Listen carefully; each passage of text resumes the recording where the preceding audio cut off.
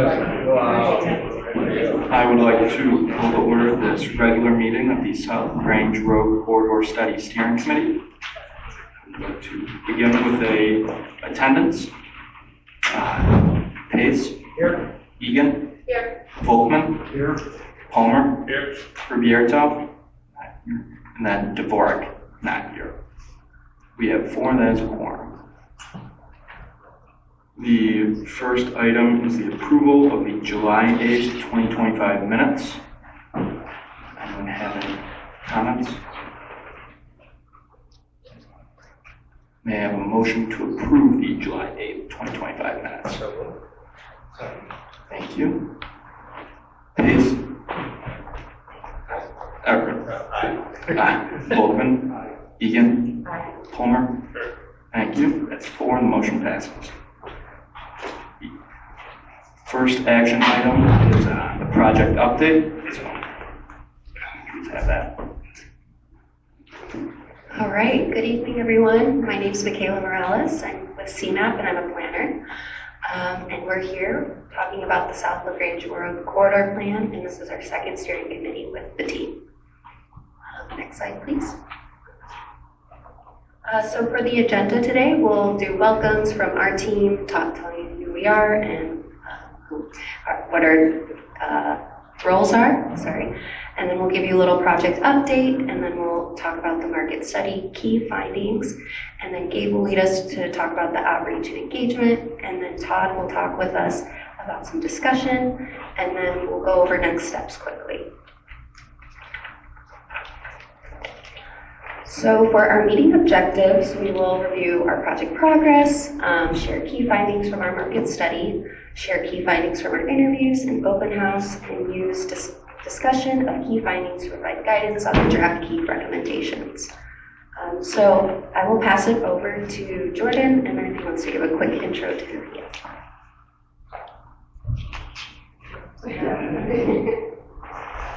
Thanks, Michaela. Jordan Nash, Senior Planner at CAMAP, and for the next couple slides, I'll be going over some of the highlights, the multiple talking points and key findings from the market study. Next slide.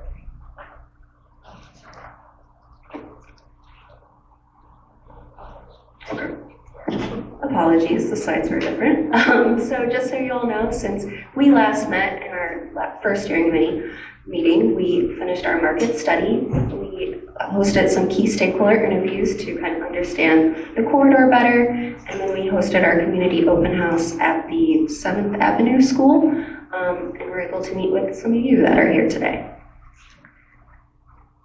And then just to give a timeline update, because it changed a little because we have a new project manager, and just wanted to give you an update on when this project will be. Just a high level, in October and November, as I mentioned earlier, we finished those items, the stakeholder interviews, the community open house, and we drafted the market study. What we have on the horizon for January is we will meet with the IDOT team to kind of hear what is plausible for key recommendations and kind of seeing what we can do on the corridor for safety and accessibility. And then we're here today for the steering committee meeting number 2. And then on the horizon, we have the community visioning session, which we're still working out to what that will look like, but probably virtual. So stay tuned. We'll figure out how to let you all know about that. And then we'll have the draft key recommendations, and then we will have another steering committee meeting, which we will go over those key recommendations. And then by mid-March, we will have a draft corridor plan. And then in April, we will have our 4th steering committee meeting, which will go over that draft corridor plan. And then finally, by end of June, we will have completed this project and have done the public hearing and village board adoption. Okay, so that is our timeline update. And now I'm going to pass it over to Jordan. All right, thank you, Michaela. So again, I'm going to go over some of the key highlight talking points as well as the key findings for the market study. The market study includes an overview of the existing market conditions for housing, retail, office, and other commercial and employment generating uses within the study area. allowed us to give an understanding of other factors that impact development decisions like transportation, safety, and accessibility issues. Traffic counts were also considered, and also looking into unrealized potential for housing and economic opportunities. Ultimately, we wanted these findings to support later in our project timeline the key recommendations in the final corridor plan. Here you have kind of the geographical framework as the corridor market areas. It was important for CAMAP to examine various market, economic, and demographic factors that shaped the South of Grange corridor. Some of the data sources that we used, captured the drive times for the market areas, which are considered the core, primary, and secondary areas. So that way we can see what is going on in the surrounding region from different communities that are utilizing the corridor. And again, these results have helped this analysis for understanding the future opportunities that exist for reinvestment and revitalization within the corridor. Next slide. So again, we're going to go over some key takeaways. We're first going to start with the income profile. The table shows how the corridor has considerably higher median household and median disposable income levels compared to the other three market areas. That could lead to high income levels can generate the disposable income needed to support existing and even new businesses that can be attracted to the corridor. Lastly, the corridor has less households with income under $50,000, but more with incomes under $100,000 plus compared to the other three market areas. Next slide. Here we are going to discuss the commercial and business mix. Historically, commercial development peaked between 1950 and 1970, with 71% of all commercial buildings being developed and constructed, consisting mostly of retail service space.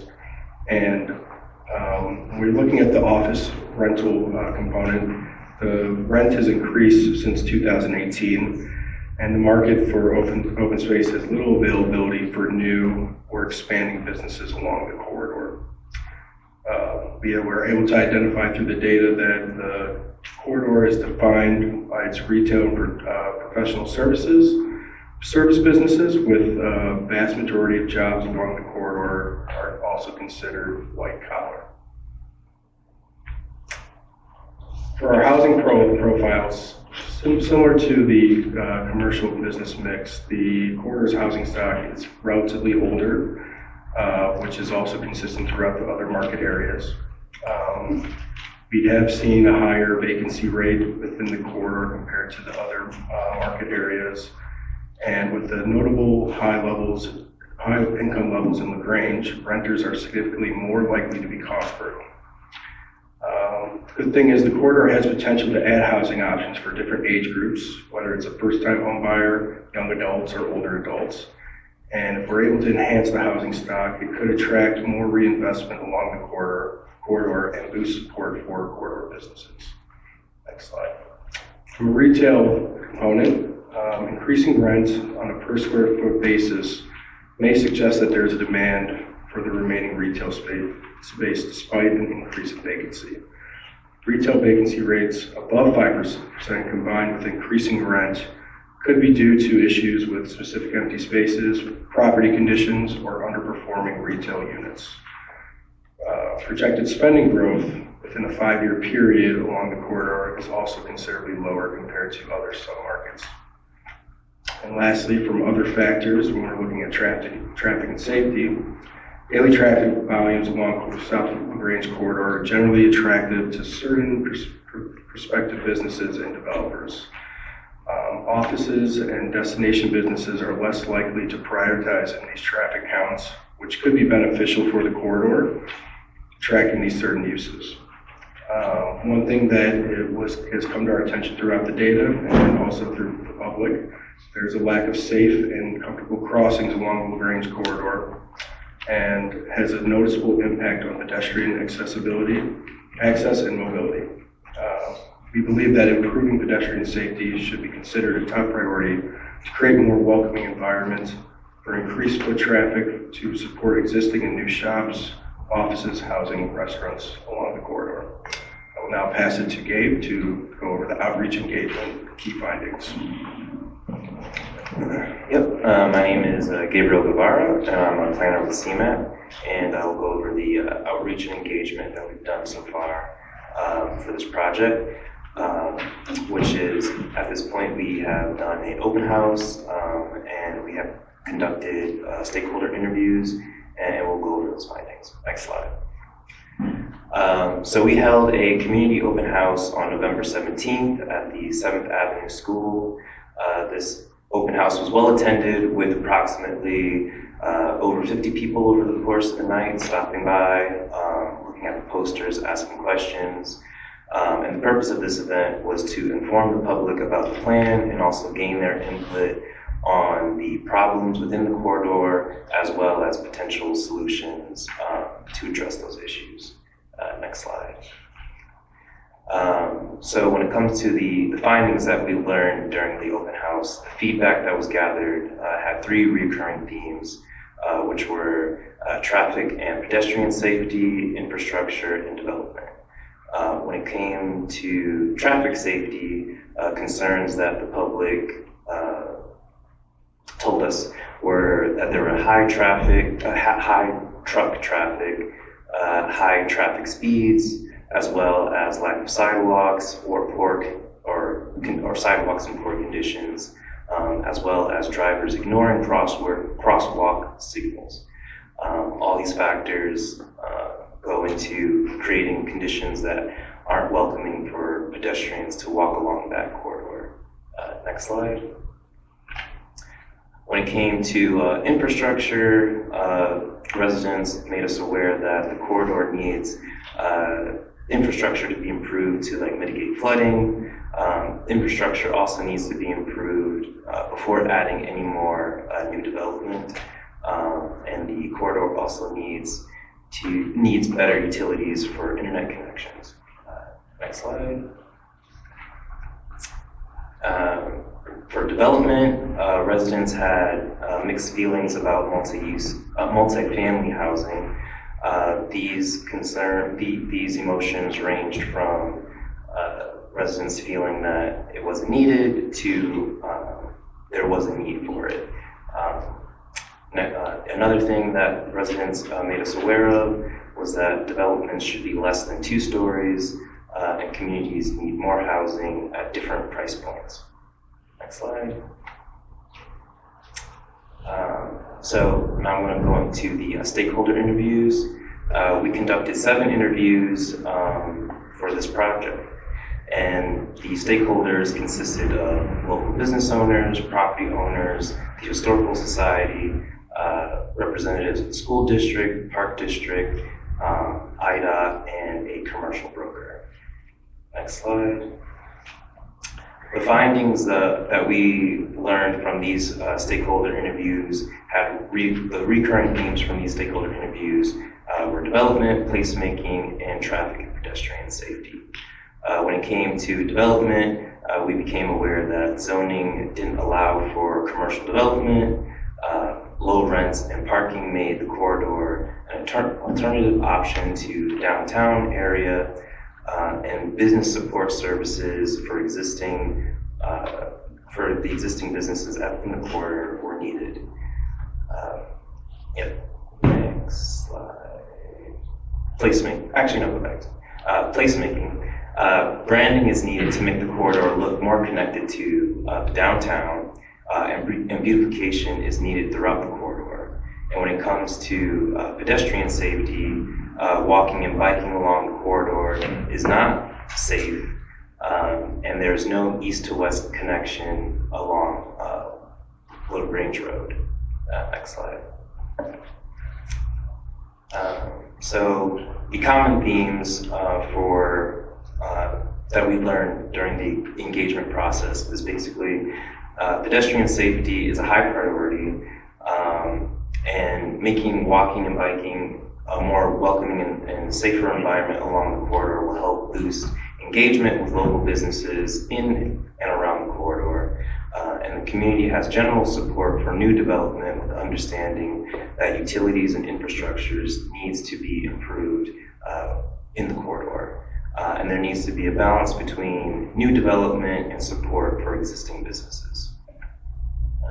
And that is it for me.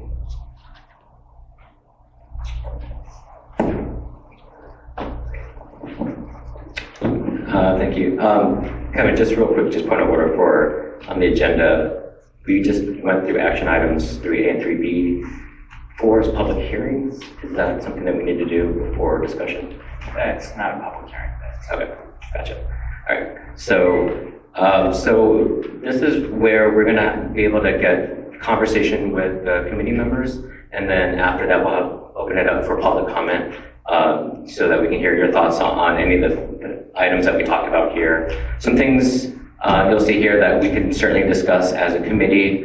Again, pretty similar to what Gabriel had alluded to in terms of the overall the buckets of key issues along the corridor. Things that we can talk about is development, the first 2 bullet points, whether it's the intensity or amount of development, whether it's residential, commercial, office uses, or mixed use.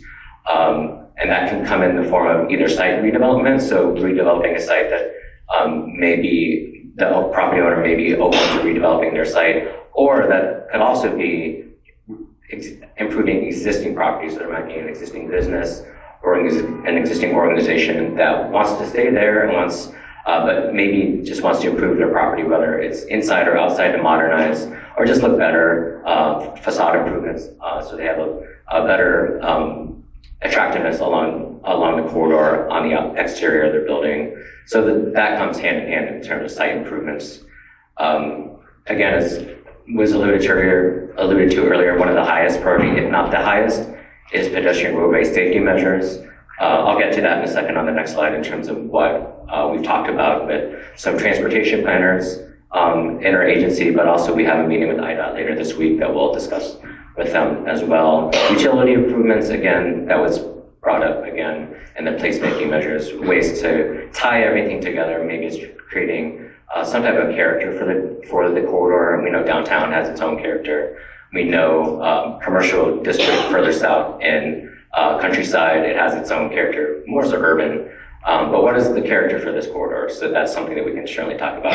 How would you do that? Would you do that with signage, banners? You could do it with landscaping and so on. There's various ways you could approach that. So I do want to open the door to you as the committee to raise any thoughts that you might have on anything that was covered or maybe things that we missed.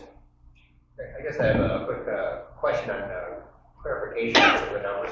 When I was looking, you're defining the core area, and then you gave some income numbers for the core area, and it seemed very high, frankly.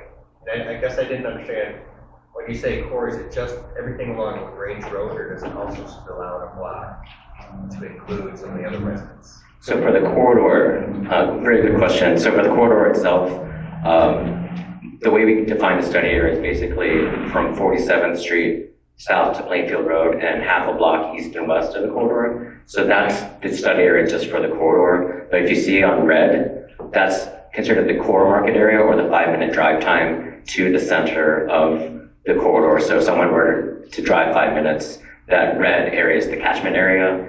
They have pretty similar data. There's differences. And then the green area is the 10-minute drive time, and then the secondary market area is the 15-minute drive time. When you start getting into that blue area, the secondary market area, you're starting to spill over into neighboring communities.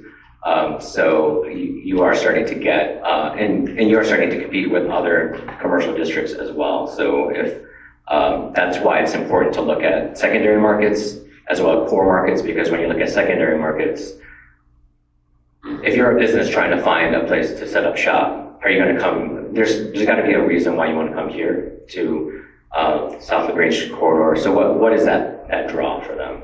But if you look at the secondary market, they have so many other choices. So it's trying to figure out what is the draw for them that we can create for them, and that kind of goes for the placemaking ideas. Like, what is the character that is kind of unique that they say, oh, I want to set up here rather than somewhere else in that blue catchment area.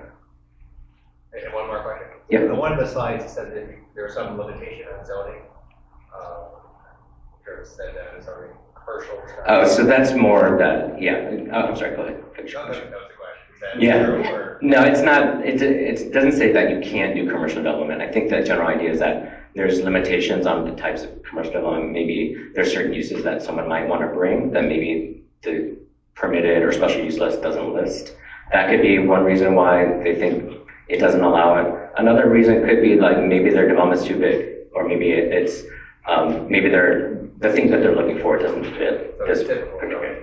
Yeah.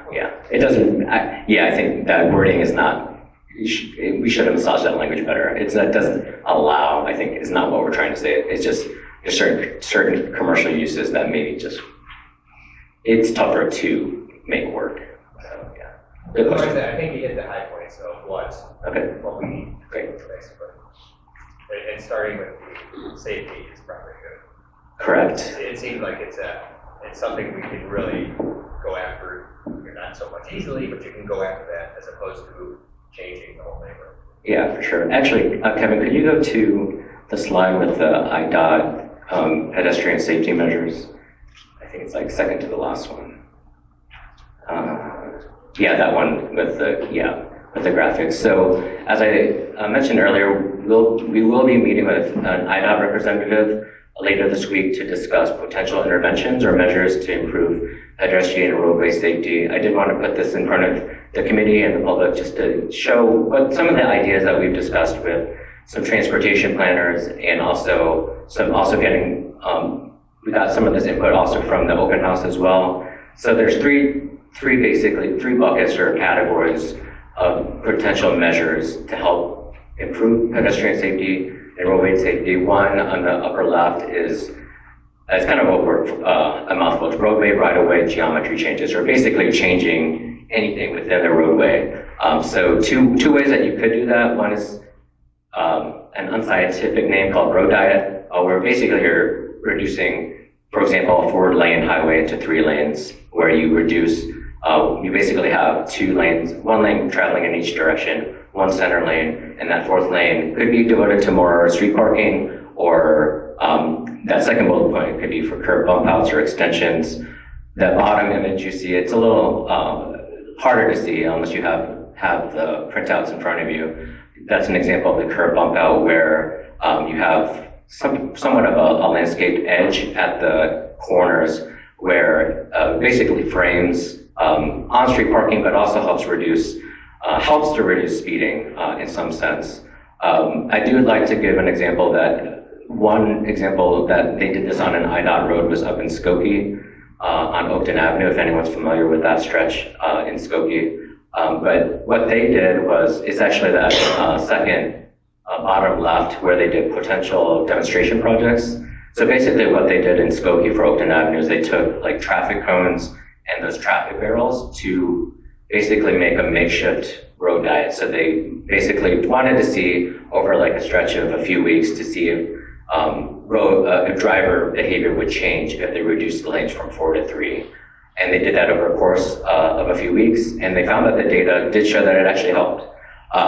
That was done in the early 2010s, so earlier in my career. But then I think it was last year they actually started they got approval to actually go through with reducing the number of lanes on Oakton Avenue in Skokie. So it just shows that if you do something like this demonstration project for a road diet, that you can try to show, could it work here? Take a couple weeks, just use like makeshift, again, using construction cones and so on to create that idea of what would it look like to reduce lanes. Could it work here? Maybe it'll work, maybe it won't. But the fact that Skokie did it is a really good example that it's something that they have done, and it convinced IDOT that it was worthwhile doing. So that's one thing that we can certainly explore here and talk to the IDOT rep on Friday when we speak to them. And then on the left, the center column of some potential safety measures is called more lower intensity interventions. Things like a dynamic speed feedback sign, that's that upper right image where you probably all seen it when you're driving, where it shows what your speed limit is when you're driving through a corridor. That was brought up to us, not only by our traffic planner or transportation planners, but we heard it a few times at the open house too, which is good to hear. The second bullet point is called a HAWK, pedestrian crossing treatment. That's that middle image. So basically, you have a crosswalk, and if you want to cross, you just press a button, and then it might take a few seconds for it to cycle, and then it'll basically tell the drivers that a pedestrian movement is going to be activated in the crosswalk. So that's another intervention that we can certainly talk to IDOT about. And the two other ideas, one is doing more fully signalized intersections. Currently, your full signalized intersections along the corridor are at 47th Street and Plainfield Road. And there's quite a bit of distance in between those. IDOT does have certain standards as to how much they can space in between signalized intersections. It doesn't mean that they can't deviate from that. So that's one thing that we want to explore is what are the conditions here in Grange where that could be possible, where maybe we could put another signalized intersection at 48th Street or at 49th Street. It's a little too close to the existing one at 47th Street, but again, IDOT is more oftentimes willing to hear ideas of what could be done, and then sometimes they say no, or oftentimes they say no.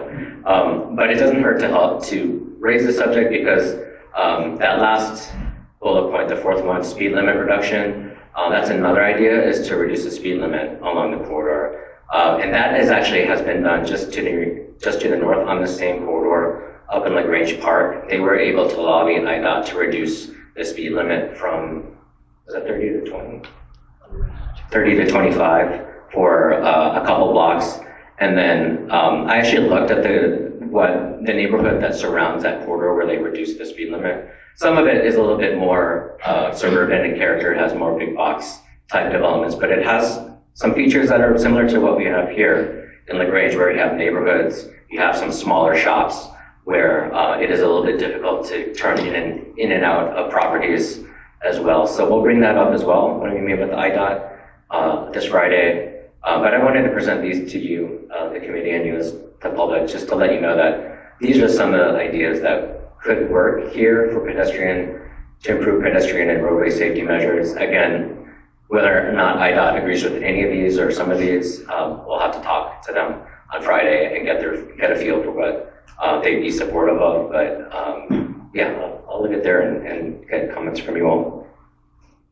And this property is or this stretch of the Grange Road is outside the TOD area. The one that they did reduce? No, I'm saying from 47 to Plainfield Road. That is outside TOD. It is outside the Metro TOD area, but technically you have a pace route that is technically a TOD area, if you want to define it. It doesn't meet the service minimum. Oh, yeah, the service minimums, it probably doesn't. Yeah, you're correct. Good question.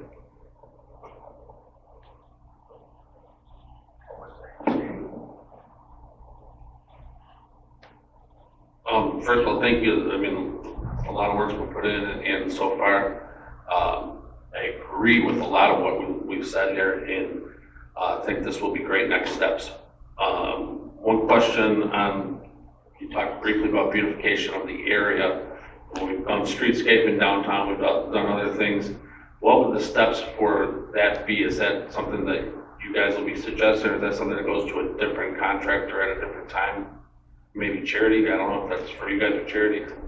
So that could certainly be a recommendation in the final corridor plan. So again, we'll provide draft recommendations in February and March, and then once everything's vetted, you'll be able to review those draft recommendations at your third meeting, and then that will fold into the final plan. But part of that will be not only recommending, not only to pursue potential, whether it's landscaping or doing streetscape improvements, but giving you ideas of grants that you could pursue. IDOT has grants. There might be other grants from maybe IDNR, no, not IDNR, another department in the state where they provide support for infrastructure improvements or streetscape improvements. You can also explore internal things that you could do as a village or as a corridor. One idea is an SSA, or special service area, or TIF as well. you could explore those as well. Those take a little bit more time to set up, but once you have that set up, you can use the funding that comes out of, whether it's a tax increment financing or TIF district or SSA, special service area, to use that funding to help support things like streetscape improvements and so on. So we'll explore those, and those types of resources we'll put in the final quarter. As far as safety crossing and things like that, I would also agree that that's something that's needed. I know we did one on 47th Street near the park, and that one I don't think is great. The lights in the road don't work anymore, and that it's a very tough one on a huge 4-lane roadway. I see people blowing through it more than I see them stopping there. The one on Brainerd Avenue is, I would call it a complete success, and that one does stop people. They do see it, but it's also 2 lanes. So I'm not sure how you do that, but those are both examples of one that's working very well and one that's not within our town. The one on Brainerd, is that, what's the cross street? Is that 47th in Brainerd? Just south of maybe like 40. Okay. It's like, no, it's south of 47th. 48. We'll take, 48, yeah, so south of 47th. Yeah. yeah, we'll take a look at that and see if that's something that we could replicate. And then you mentioned Countryside and how they've done some things down that direction. One of the other things that they've done is their walking path system and everything that's kind of through all that. I know that's not something that we've necessarily discussed, but if you're going to be putting things into these types of projects, I don't know if that's something that at least to look at, if we've heard anything from residents about anything like that. And then also on that end of it, we kind of take pride in being the Grange and being north of Countryside. So if we're looking on streetscape improvements and things like that, I think we want to look more towards the downtown and matching that than going from the south and matching it that direction. Sure. Great, thank you. I read with interest your housing issues. I guess based on your past experience and projects that you've done, how do you get people to buy into that? I'm talking about, some of the houses are a little tired, maybe they're rentals, not quite sure. Do you incentivize those people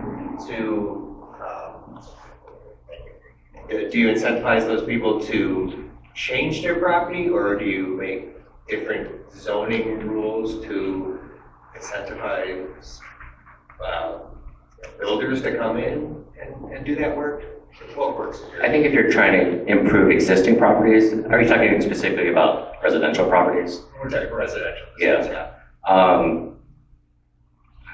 I think one way to do it, and I've heard this described in an interesting way, is that if you, for example, if you, the village, create something like a rehab program, and you can certainly get support from the Illinois Housing Development Authority, IHDA, or IDOT, and the Illinois Housing Council, they have a lot of resources in terms of residential property rehab that can support that type of work, where you provide a source of funding so that it's kind of a match. It can either be a match where the village has a pot of money that you can do 50-50, where the property owner says, I'll put in X amount, and then the village or community matches that, so that they can improve their property. And one way that you could do it is maybe doing a demonstration project where you have a willing property owner who says, like, I've always wanted to improve my property. Maybe you use that as a really good example. And this is the interesting part. Someone said that when you do that and somebody improves their property, what if they're at the middle of the property or at the edge? It almost turns into the keeping up with the Joneses, which I had to look that up because, but it's basically if your neighbor improved their property and yours is looking a little shabby, you're like, oh, they did a really good job with that. Oh, where they get the funding? Oh, they got it from the village, and I have to put in X amount. I could probably do that. Or maybe it might take me a few years to drum up that money. But the idea is that if you do a demonstration project, similar to this IDOT demonstration project, it shows that if it works somewhere, people will say, oh, it works, and it actually looks nice. then you can kind of carry that over. And if you have that pot of money, and maybe it's a temporary pot of money, just so that, just to see if it works. Then over time, maybe it proves to be successful, and then maybe you build that pot of money over time. Maybe you start with a small pot of money for that demonstration project, or maybe you do one or two, and then over time, it's kind of like it snowballs. So people just see that it works, and it really makes their property look nice. It might help improve their property values as well. So I think that's one way you could do it. You could do it through zoning, but then you turn into issues of, once you start changing zoning, you open up a can of worms of, well, why did you do that for just to do improve property? So it has to make sense. Overall, it has to make good planning sense to update your zoning code to encourage property rehab. The better thing to do is to connect people to resources so that they can rehab their properties within the boundaries of your existing zoning, unless your existing zoning really could call for an update. But I think for the most part, you don't want to touch your zoning until it becomes a last resort, because it's a bigger fish to fry, so to speak. It just opens a lot of doors to questions, and you probably sure. I like your demonstration idea. That makes a lot of sense. Someone sees a new building or rehabbing a building, I can see people jumping on board. Yeah, and that works for commercial buildings too. If it's an office building, commercial building that just wants to do a facade rehab, just to maybe it's an older building, they just want to make it look nicer so they can attract better tenants. And then their neighbor says, oh, you did a great job with your property, I want to do that too. So it doesn't necessarily have to be residential property. Right. Thank you.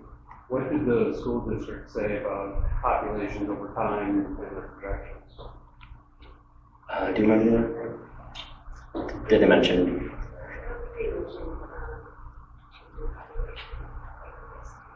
I know student populations in general in Grange are kind of on the downward trend currently. So would they support more housing just to boost I was those wondering numbers? if that's becoming a prevalent issue. Can you repeat this question? Sure. I'll repeat it for you. So the question was, when we talked to the school district, did they talk about school enrollments in terms of whether they're going up or down, and how would housing development impact school enrollment? So if you had more housing, more families, then you could help boost school enrollment. So did that come up? So the committee member was asking, would that impact, would providing more housing, would that impact school enrollments?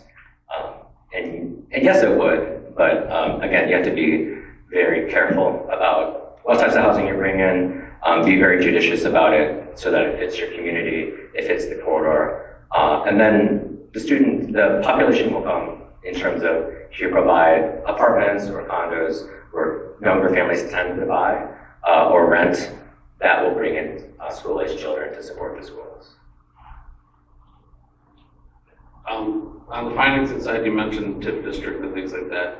I know we've had a successful TIF in LaGrange already, and it did do exactly what you talked about. It brought new development, but it also brought facade renovations and many other building improvements in our downtown.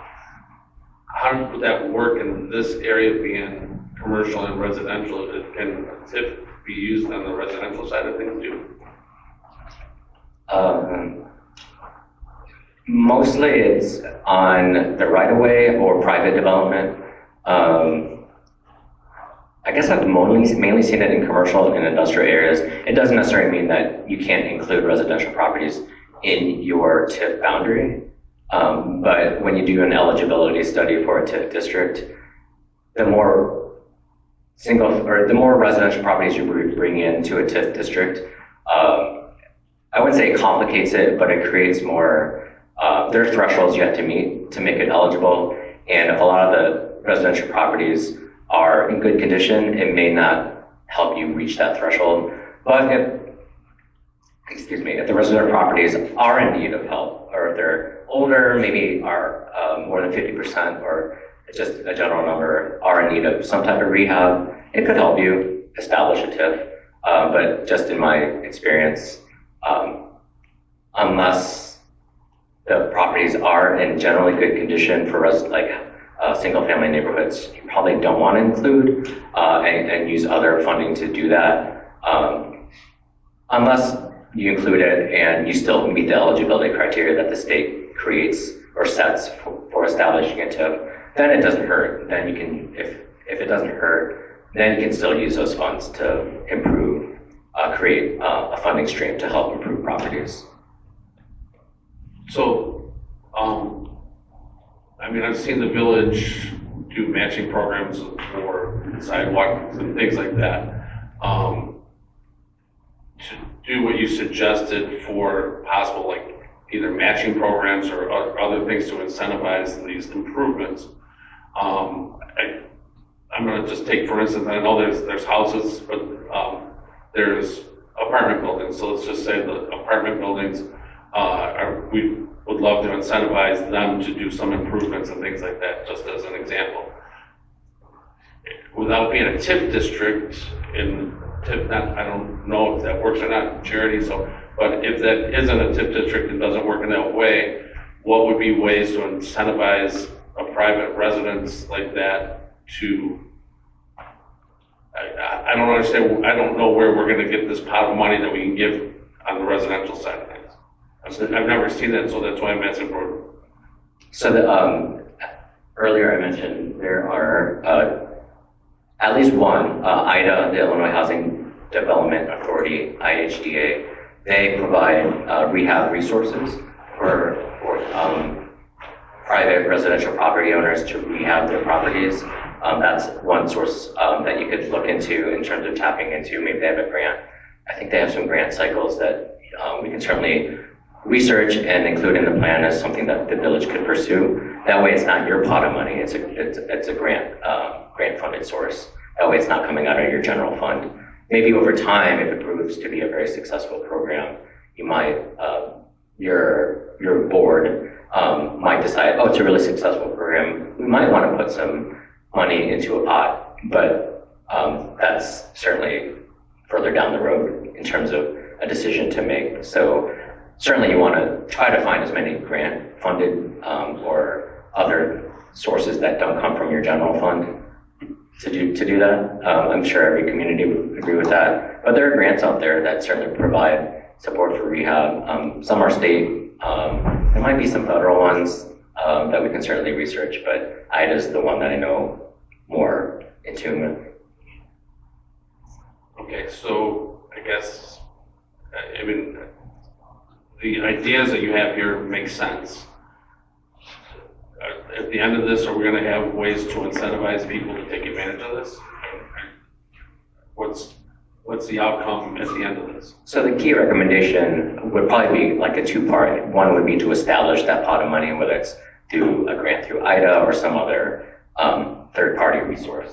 And then the second step would be to, how do you promote that program to property owners to say, we have this pot of money, maybe it's only open for a couple of years or a year, or maybe you say, hey, we're looking for a demonstration project. Who wants to be that first to jump in the pool and use this fund to improve their property?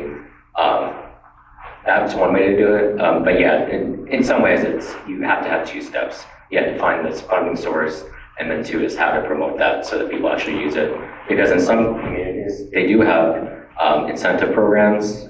Some communities, they have those programs and people don't use them. It's and partly because they just don't promote them. They feel like we have the program, people think we have them, but it's more about promoting what you have so that people realize, oh, I didn't realize that I could tap into this resource to improve my property, whether you're a business or a residential property owner.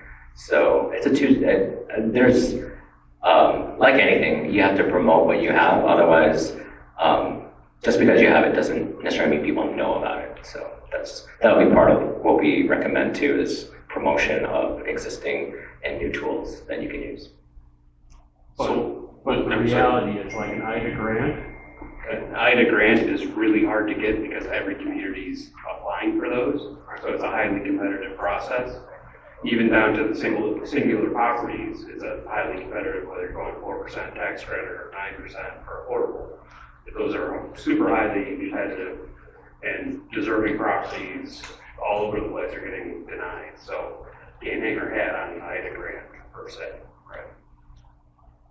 Okay, completely agree. And so then I guess in your recommendations, when we get to the next part of this or towards the end of this, will be recommendations for, let's just call it streetscape improvements and safety improvements.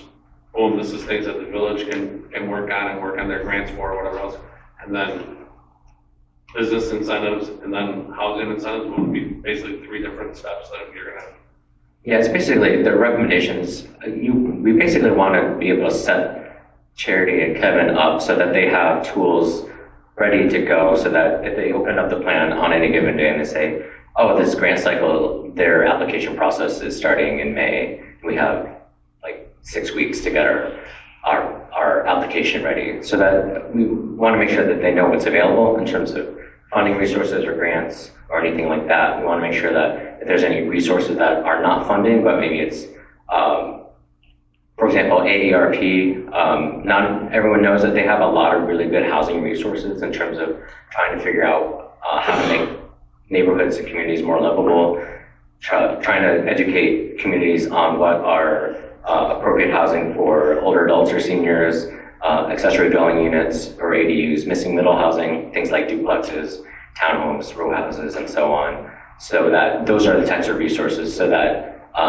you may not know that off the top of your head as municipal staff or elected officials, but if we provide those resources in the plan so that you know, and a lot of things are digital now, where we can just probably clickable links in the document so that they can go directly to a resource to give them more information, so that gives them a head start in terms of to know what to look for when they're trying to basically get the recommendations, turn the recommendations into action and actual things getting done along the corridor.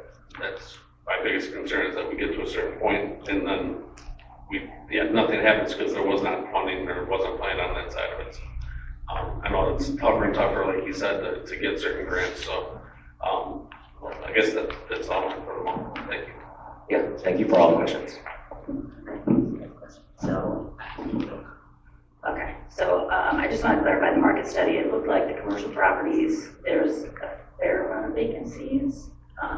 Do we think that stretch of LaGrange Road can support the current commercial, or is it something that we need to convert commercial into residential, or vice versa? I saw that the cost, I can't remember the term, I had to look it up, that it's expensive for the residences there, more so I think than the surrounding areas. So is that something that needs to be addressed somehow?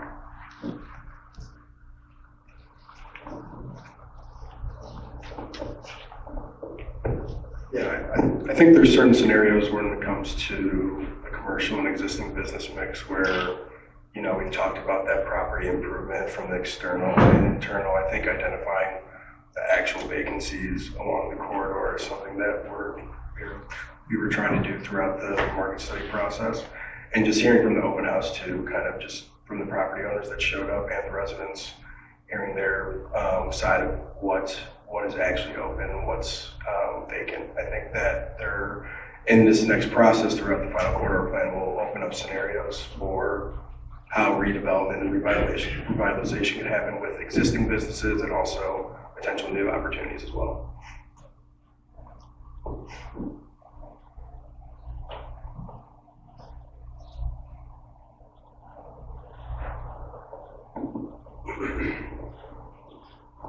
This is more for Charity and Kevin. The adjacent to LaGrange Road, the properties that back up to the properties on LaGrange Road are R4 typically in this area, right? So 38 feet high to the kind of the highest livable area, but we know the roofs extend up well above that in some cases. The districts itself along LaGrange Road are typically 3-story as well, based on what I'm seeing. And right now, most of the properties, the multifamily properties are 3-story and set back off LaGrange Road. And then our commercial properties, the retail properties, are more or less on LaGrange Road, you know, with the sidewalk, right? So that's why we're getting these kind of streetscape disparities. that are occurring, and for natural reasons why they are. The kind of the biggest challenge I see, we have properties that, like I said, abutting this area that can be up to 38 feet, but we know they go taller because of roof pitches and such. So, not saying this would be everywhere in LaGrange Road, but if we went 4 stories and capped the height, just in select areas, not the whole corridor. The other big challenge in terms of beautification typically is trying to align first floors, right? We have it in the downtown district. We have measures where we have to review on the design commission, things that kind of appropriately line up. So let's say you maximize the first floor at maybe 15 max, and then you're talking 11-foot floor to floor for the other 3 floors. You're talking 48 feet. And given that you have to park in the back, that automatically creates a setback. Would just a single story increase to 4-story in that district, whatever that zoning would be, if that is a modified RA, becomes an R9, whatever the case may be, is that, again, not everywhere, because we know there's successful businesses we don't want to touch and do anything to. In your opinion, just kind of working through not only economic development but zoning, would that be appropriate given that we can't necessarily always rely on grants? Well, I think one of the things, the next phase of the public engagement will be to really refine the community vision for some of those key areas in the corridor that might be opportunities for future redevelopment. I will say that some of the challenge with increasing the intensity of use on the sites that we have on the corridor is the size of the parcels and being able to provide the stormwater management, site circulation, and parking necessary to accommodate a greater intensity of use. So that's where some of the challenges to full redevelopment of sites in the corridor is often stymied by needing to do significant parcel assembly. Right. Not sure if that helps, but. No, it is. No, it does. But, I think just the reality is we have certain businesses that are doing well. We have certain assets down there like the Legion Hall that at the community meeting, everybody was in favor of, right? We also have the need of the crosswalk. Again, everyone's in favor of that. The challenge was, we've heard it a lot over the last few weeks about needing affordable housing, typically kind of that range that's 80 to 120 AMI. This is an opportunity potentially, even whether it's parcel by parcel or combined parcels in a bigger development, to add family scale housing that feeds the school districts, especially 7th Avenue, which needs student population to increase. Would this be an opportunity in this area, considering where it's where we are in proximity to 7th Avenue, to add, is it going to add more than 10 students? Probably. That's it. Probably about 10 when you think about it at the end of the day, but it's 10 more than we had before, right? So that was where I'm going with this.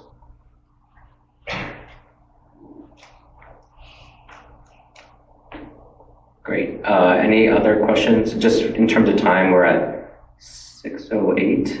The meeting goes till 6:30. I do want to be cognizant of time to certainly get more discussion from you as committee members, but also we have the public commenting period as well.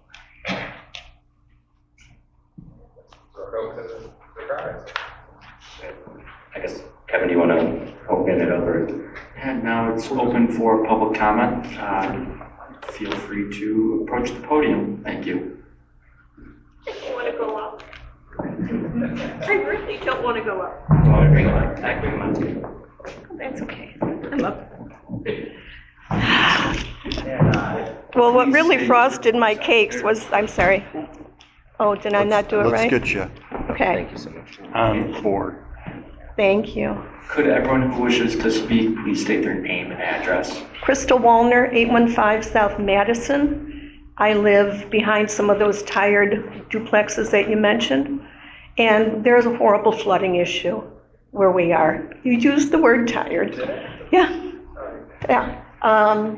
We have a beautiful home. There's $1.4 million houses in the next block. There's one being built on my street. But we flood, and I don't see anybody fixing that. The storm water is already not being handled. So before you do anything, we're bringing a 4-story building. That's laughable, because people are losing their yards. I mean, we've done shrubs, we've done fences, we've done gardens, we've tried to do water plants, we've done everything. And we flood because of the houses on the Grange Road. And there's no 3 stories that I can think of. They're 2-story. And all the water just drains right off onto Madison Avenue. And you know darn well that the 700 block of Madison, Ashland, and Spring, those houses flood terribly. Hundreds of thousands of dollars worth of damage. The last thing we need is more housing. We don't need it. If you want to fix up LaGrange Road, that's great. But I mean, landscaping and streetscaping, those are things that you could work with the village to do. But I don't understand that. But yeah, 4 stories. And houses are flying off the market. So I don't think we need to, we're not worried about, are we worried about vacant spaces for businesses or homes? There's not that many, to me, there's not that many, and I drive up and down there all the time. Maybe there are, maybe I'm missing something. Are the other 3 areas already disqualified? You said there were 3 market areas. Are they still being looked at for this? I mean, the study area. Study areas. The study area is just the corridor, again, is from 47th Street to Plainfield Road. Actually, if you go to the traffic count map, that basically shows the study area. So those other 3 areas, that provides us some basic data just to compare. But in terms of what the recommendations of what will be in this plan is only focusing what's in that red corridor area. Okay, but I thought there were 3 other areas, like towns, that were being looked at. No? He was just comparing the numbers from those towns to, so, yeah. Okay. I just think that we need to solve the problems we already have before we create new ones with bigger houses. And making something more affordable, you can't tear down the dwellings of, 6 people and then build high-rise parking or high-rise and park these people, because there's nowhere for them to park. Believe me, there isn't. I see it all the time. So fix the flooding before you try to do something else. Thank you. In order to fix the flooding, we need to increase the amount of sewer fees we collect. So to do that, it either comes out of the 16,000 people that live here, or we can increase population so our property taxes and sewer fees don't go up exponentially. So there is a mathematic logic to doing it. Now, in this area, because of the nature of the mix of uses, I'm not saying we should do it everywhere. But there is a logic to adding this, because also with the Metropolitan Water Reclamation District, they have rules suggesting that you have to basically improve what you maintain on your own site before it goes back into the sewer system, that any new development would do. Now, none of this is saying we're going to tear down buildings or any of this. This is just a study to do what we could do to improve the area in terms of stormwater, public safety, potentially housing in the future. But it's not a mandate to tear down anything. It's just what will make this corridor successful for the next 50 years. Agreed, but there's different strategies to fixing that flooding, and we have plans in place in the community that we need to fund. The federal government's not coming to save us anymore. The state can only do so much. Metropolitan Water Reclamation District won't even let us dump it to the deep tunnel. At a certain point, the community has to take the burden of this, and we can either take it all individually now and have our property taxes and sewer fees keep going up, or we add to the base. So there's different strategies to do that. So part of this is part of what we do on these commissions is think long-term, not only about stormwater, but who pays for it, and how those improvements get made, and what that burden is to the average households. So I'm not saying we have to increase density, but it is a strategy to basically keeping property tax and sewer fees in check. Good evening. My name is Peg Moster. I live in LaGrange, and I'm a member of the League of Women Voters of the LaGrange area.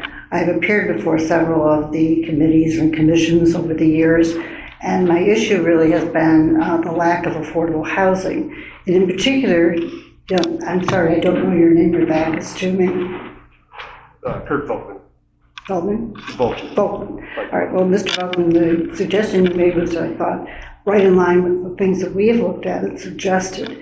Young families are one thing, but we also have a lot of seniors who live here who cannot afford to stay here because they really want to downsize. They find they can't find anything affordable.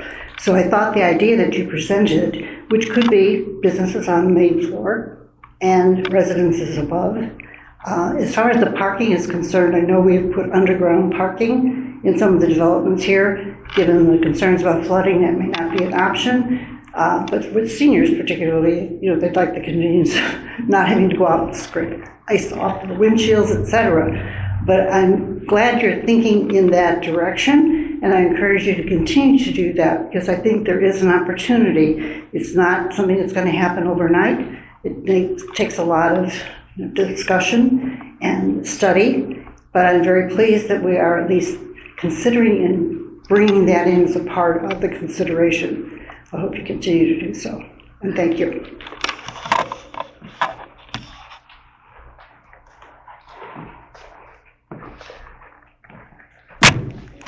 Good evening. My name is Bill Kiddon, Kiddon.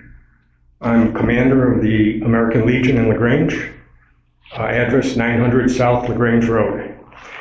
My question is on the zoning map. The American Legion is a public and institutional use building on the existing map. On the new map, we are mixed use, which is residential and commercial. How does this affect us? So I believe what you're referring to is the future land use map and the comprehensive plan. Correct. Which is different from the zoning map. The zoning map is adopted and is the actual zoning regulations for your property. So if the Legion wanted to renovate, add on, whatever, those are the rules that would apply to you today. It's the institutional buildings district. That has not changed. What the future land use map and the comprehensive plan does is say, if at some point in the future something were to change on this property and say the Legion moves and sells their property and the new buyer wants to do something different there, what would be the guidance for that area? That's what the future land use map is. Okay. So for example, the Masonic home, when it closed and they sold, the future land use map at the time from 2005 just said it was going to remain institutional forever. But none of the buyers were institutional buyers to do an institutional use like a church or a hospital or a Legion or something like that. So there was no guidance in the plan about what the community might want there. So that's what a future land use map is for, is to provide that guidance for some future change. Okay, so currently it won't affect us. It does not affect you in any way with what you may want to do on the property. My other question would be, we have approximately 200 feet of parking lot facing LaGrange Road.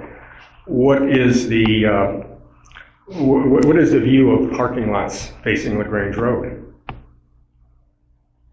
I'm sorry, I don't know that I understand the question. Well, will our parking lot be affected because it faces LaGrange Road? Are there any restrictions on, going forward with this beautification that a parking lot facing LaGrange Road like we have and like the Pancake House has and some other businesses, are those parking lots affected by the beautification? I don't think we know that yet because the plan hasn't been fully developed yet. What those recommendations might be and how that might translate into any landscaping standards that the village might adopt in the future. So I don't really have an answer for you there, but I think what I'm hearing is a concern that you would not want to see any recommendations that would reduce your available parking. Right, if we don't have parking, we don't have a Legion. Then my third thing is just a recommendation. If you're looking for a site to place a digital sign welcoming people to LaGrange, thanking them for visiting LaGrange as they go out, and having a sign that could have community information on it, we'd be open to considering using part of our property for that sign. That's all, thank you.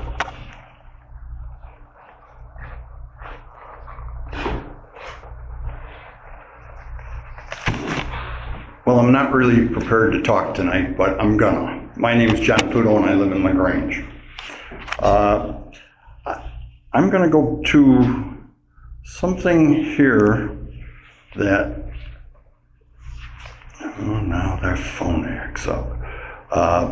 It's in regards to Testa and Associates. And this was Michael Blue of Testa and Associated provided a summary of the feedback received during the April 24, 2024 Board of Commissioners workshop. He further presented specific plan topics for continued discussion among the Plan Commission.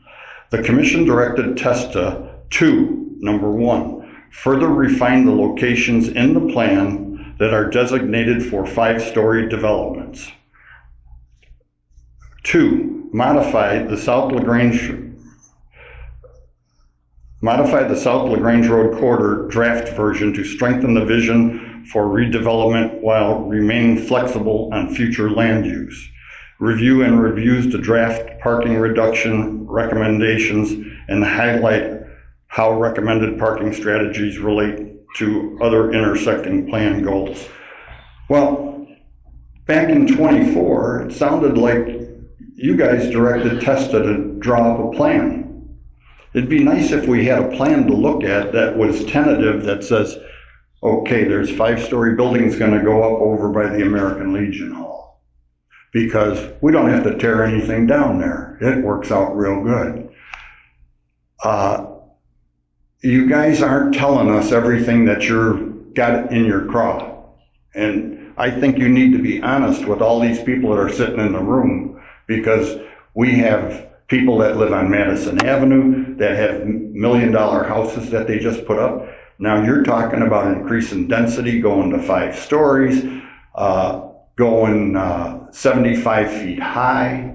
You know, this is a small town, and we can't handle that much density in this small area. And this, I don't know what, if you think you're gonna put 5-story buildings and pay for all the infrastructure that's got to get paid for in LaGrange, you're crazy, because it ain't gonna happen.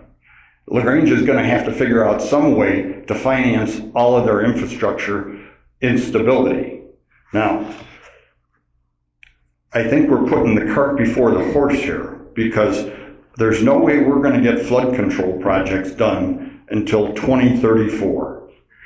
That's because there's a reservoir being built right now, and it's not going to be done till 2034. So that means our 3 tunnel shafts don't get their restrictors out of them until then. So we can't do any sewer work that's profitable. We can't do the Maple Avenue sewer because we got no place to put the water. We can't do anything over in that area right there.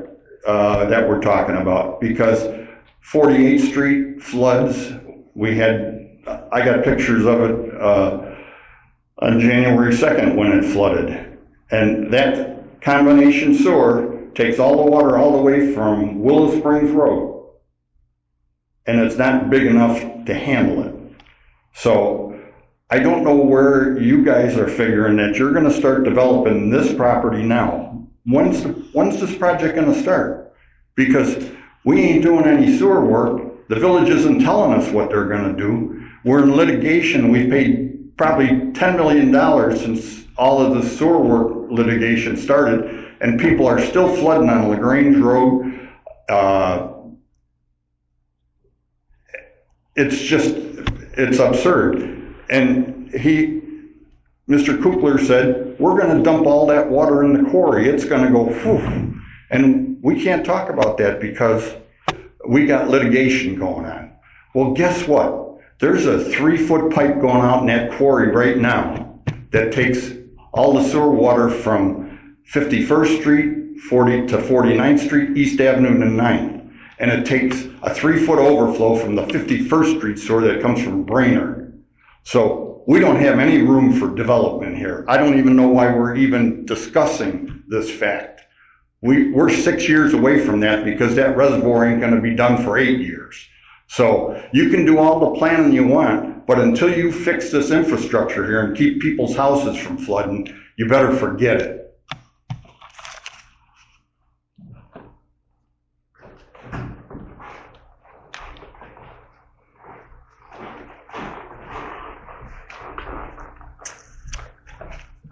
My name's Mark Bentley. I live at 740 South 7th Avenue. I'm happy to state that I'm a recent retiree as of July 1st of last year.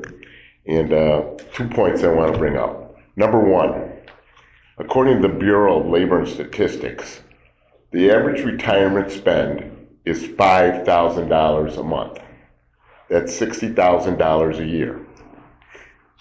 The slide said that part of the population is somewhere between $50,000 and $100,000. So we were talking about disposable income for certain developments. That doesn't include taxes, okay? So whatever taxes you withheld out of your Social Security or that have to be paid.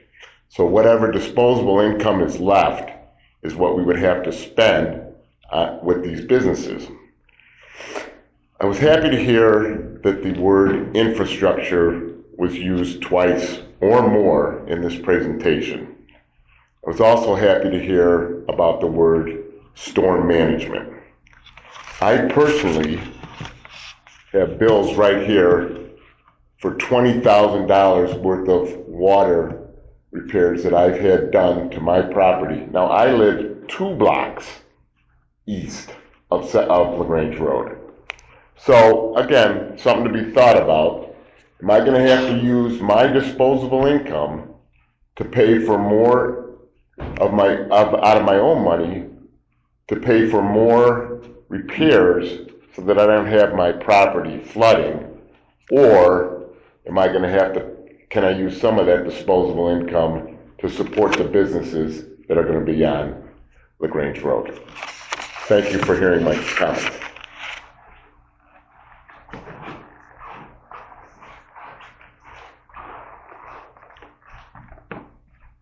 I'm Jonathan Robinson. I'm a resident. I'd actually like a formal response to his question. Why, when you talked about the infrastructure needs to be changed before we can do this, and the infrastructure can't change till 2034, why aren't we putting this project on pause and picking this back up in 4 years? And why isn't that part of the discussion? It's not a question and answer period, but I will give you the answer of this is a discussion about planning, and so this is not going to be a final plan or anything else at this time. And so to put something off for 4 years means the planning doesn't start until even further after and things like that. But to get things in the chute, to find out about financing and other things that are going to be recommended at this end of this, and could be even infrastructure things recommended at the end of this.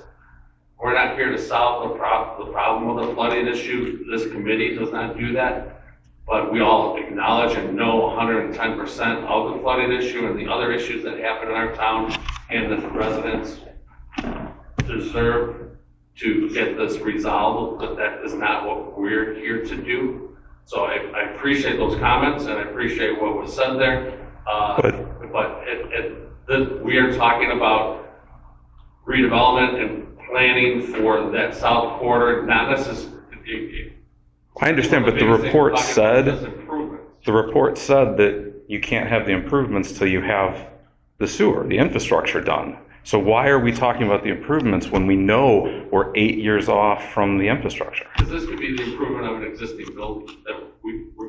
But even that has an effect on the sewer and should be, why are we pushing all this redevelopment without the infrastructure? We're not pushing redevelopment, we're talking about future land use. So there are existing buildings on this. So let's say an owner down there decides to sell their property. And right now, we're in the process of saying, hey, this is what's, you're available to do within the zoning code of LaGrange to do with your property going forward.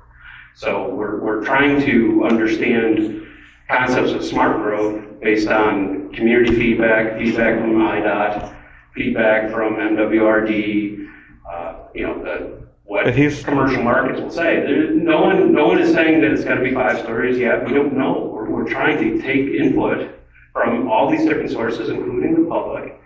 We've had public meetings. We've heard from the public.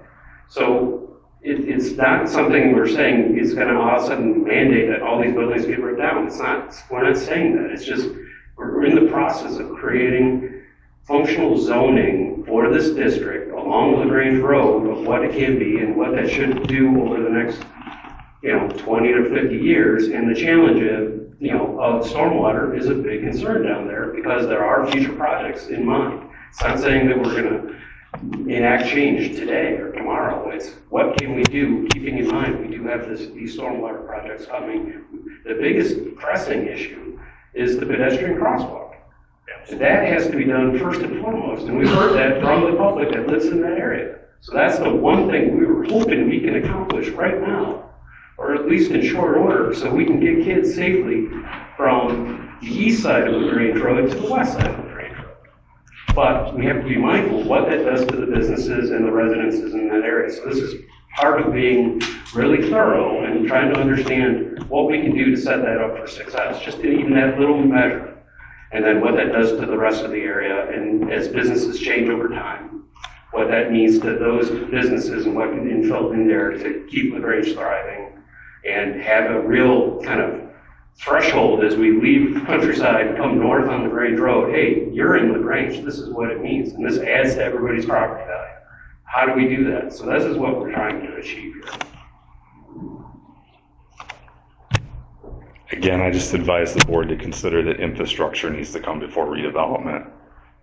And there doesn't seem to be enough conversation about that in this village. We have horrendous infrastructure issues.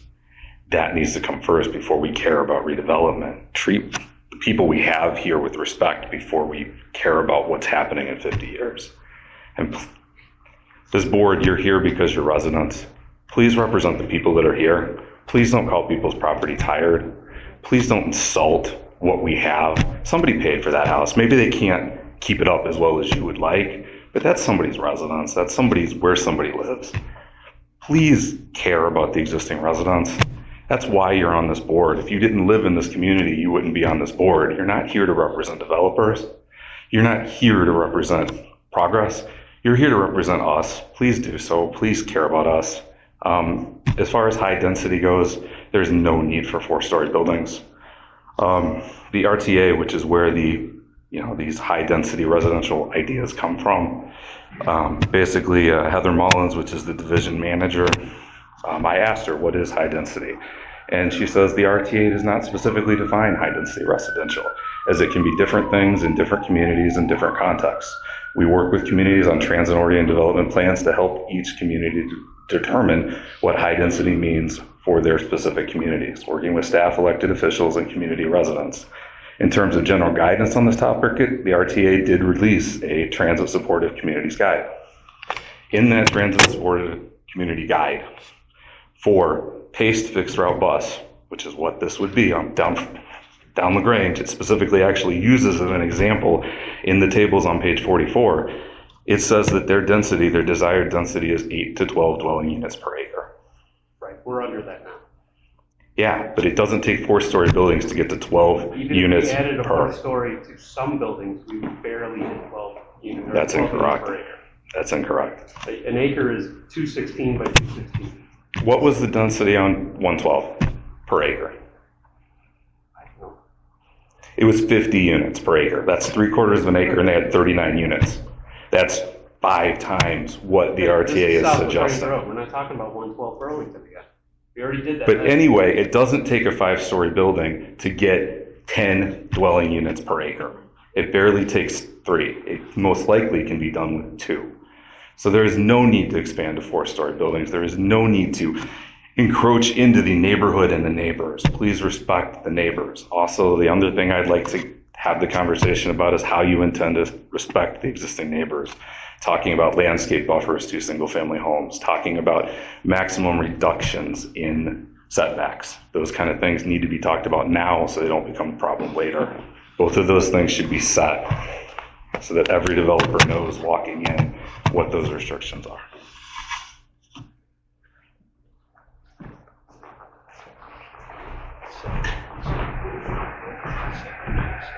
Good evening, Jason Swindle. I'm at 110 South Kensington. 3 items. The speed signs and changing posted speed limits. I mean, I think that all sounds great, but we have a 20-mile-per-hour speed limit right in town, and I think if you've driven through town 1 or 2 times, you've noticed that nobody drives 20 miles per hour through there. And we have speed limit signs outside of town or immediately outside of town when it's 25 miles per hour, and they tell you how fast you're going, and it's comical what people are actually doing. With Illinois state law, we have the ability to be able to put up speed cameras, and I think that should be factored into the plan, especially within reasonable distance of the many schools that we have on some very high volume roads. I mean, we can see crossing guards on Ogden and LaGrange Road, multiple schools, and even that could be a starting point for seeing some speed cameras. Until we see more enforcement, I think that I don't see a point to changing the speed limit or getting fancy with the signs. It's we just got to slow people down some other way. In terms of projected growth, we've had a lot of initiatives in town, one of which was School District 102. We just passed a referendum in the fall, and they had projections on student growth. So if you're interested in what that growth would be, Chris Covino should have all that information at his fingertips, and I'm sure he'd be happy to share it with you. Lastly, in terms of infrastructure, I understand the concepts of we're going to have to pay for it somehow. That comes from the taxpayers, or we can have ways to offset it. It would be nice to just have some sense of what those expected costs are going to be and what various developments are going to do to offset those expenses, rather than being all or nothing in terms of a particular path. And I know that people of this committee will weigh those things, but I think that it would be helpful for the taxpayers to also have some sense of what that is, because we had some sense of what the expenses were going to be when we voted in renovations to our parks, for our multiple school systems. I think we even had one for the village. So there's an appetite to spend. If we have to do it for infrastructure, for like water mitigation, let's see the numbers and figure out how we get there. Because I think everyone wants to be building on solid ground and not walking into a wet basement. Thank you.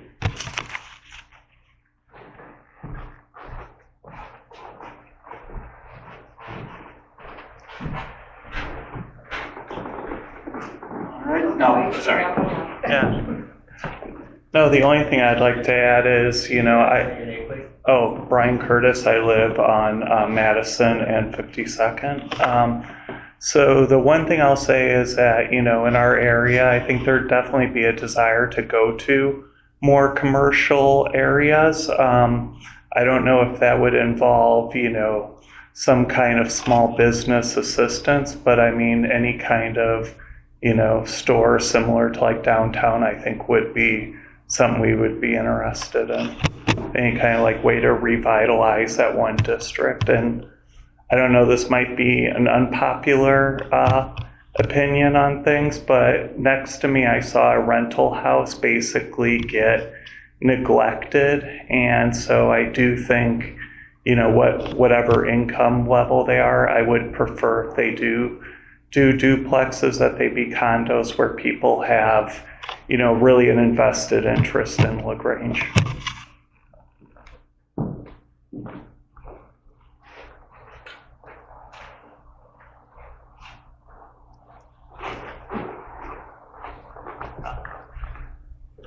Hi, I'm Jan Zivkovich. I live on 9th Avenue. You brought up the issue of safety, and it made me think about 20 years back when one of our students from 7th Avenue was hit by a car going to Gurry. And I know this is the beginning stages, but if there's anything that can be done to facilitate getting these kids across LaGrange Road, because there's kids coming to Sedgwick too. And I just hate to see someone else get hurt. Thank you.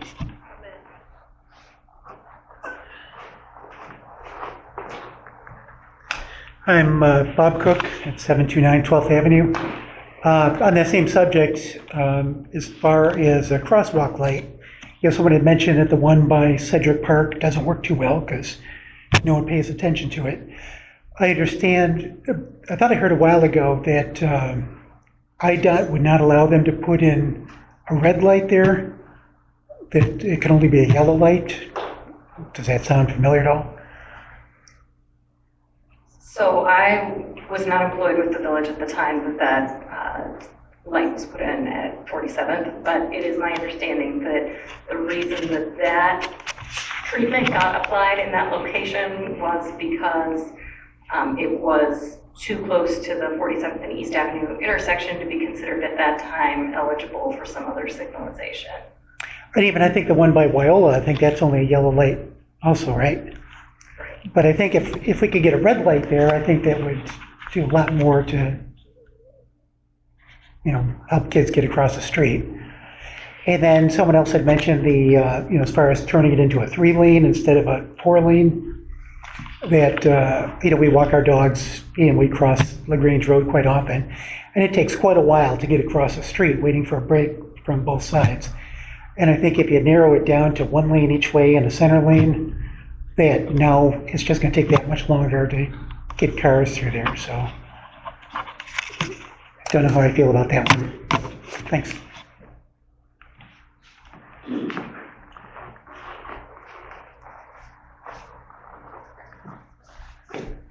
Hello, my name is Nick Newell. I'm on Madison Avenue near the Legion. One thing that really drew our family to LaGrange is that it felt very like a neighborhood. And so one of my big concerns would be trying to avoid these big, if it is 5-story or whatever it ends up being in the area, because it doesn't feel like beautification. It feels like back in Chicago, which is exactly why we left. We wanted more greenery, less traffic, quieter areas. So again, totally understand that maybe it's still in the works, but my ask for my personal preference would be to have more smaller homes to keep it feeling like a neighborhood.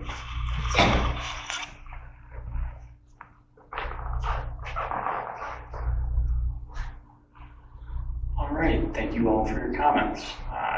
Taking notes, and at this point I look for a motion to adjourn tonight. All right, thank you. Have a nice evening. Bye.